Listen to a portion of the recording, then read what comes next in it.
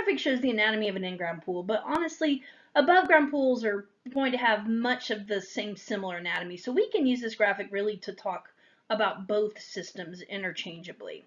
So in order to start talking about an anatomy, we're going to start with the pump. Now the pump is the heartbeat of the pool plumbing system.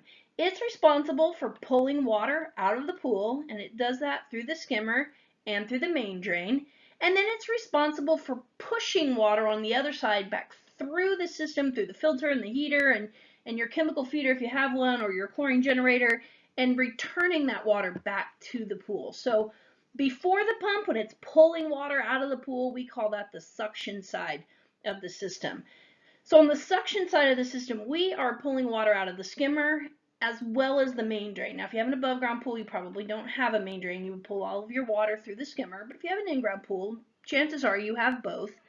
Obviously, the main drain is pulling water off the bottom of the pool, and the skimmer is pulling water off the top of the pool. So you're getting a good mixture of water that you're pulling out of the pool, and it gets sucked through your plumbing and hits the pump. As it passes through the pump, you move on to the pressure side of the system. And the pressure side of the system is when the pump is pushing water through the rest of your equipment and back into the actual swimming pool. So first up is usually the filter. So it pushes water through the filter, and that could be a sand filter, a cartridge filter, a DE filter.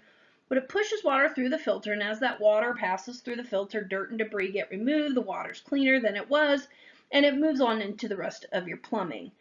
If you have a heater, that would come after the filter. Water's going to pass through the heater, get warmed up, and then once it passes through the heater, or if you don't have a heater, then you're going to pass through any sort of chemical treatment that you have as part of your plumbing.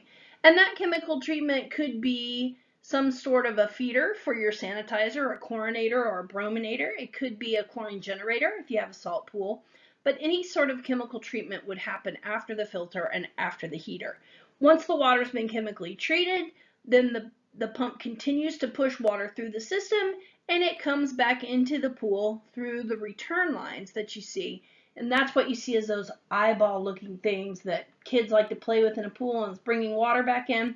Those are your return lines. So again, in-ground, above ground, much the same. Above grounds maybe don't have a main drain, but this is a pretty good layout to show you what typical pool anatomy is.